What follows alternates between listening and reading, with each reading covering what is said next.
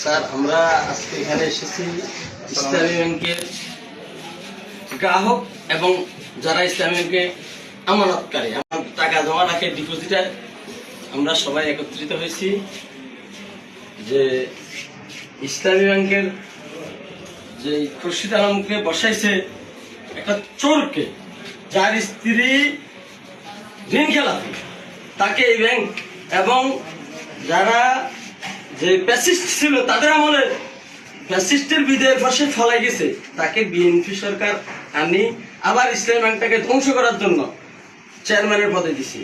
আমরা গ্রাহকরা কোনো অবস্থায় এটা মেনে নেব না এবং যতদিন পর্যন্ত এই চোরকে এই ব্যাংক থেকে সরাই নেওয়া হবে ততদিন পর্যন্ত আমরা গ্রাহকরা মাঠে থাকব, আন্দোলন করব এবং ইসলামী ব্যাংকে রক্ষার জন্য যা যা দরকার তা তা করবো।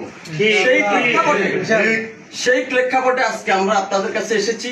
আপনারা আমাদের দাবির প্রতি সমর্থন রেখে আধা ঘন্টা কলম বিরতি পালন করবেন এবং আমরা রাস্তায় মানববন্ধন করব।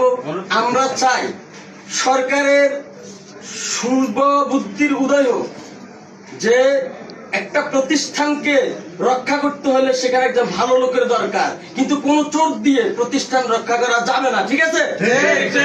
তাই আমরা আন্দোলন আজকে গত সপ্তাহে করেছি, আজকে করতেছি, আগামী সপ্তাহে করবো, প্রয়োজন প্রতিদিন করব। তারপরেও আমরা এরকম কোন ঋণ খেলাপি, এরকম কোন অসভ্য, এমন কোন চোর, এরকম কোন অপদার্থ লোককে আমরা ইসলামী ব্যাংকের চেয়ারম্যান হিসেবে দেখতে চাই না। প্রয়োজনে আমরা ঢাকায় গিয়ে হেড অফিসে আমরা আন্দোলন করে তাকে সরানি পর্যন্ত আন্দোলন করব।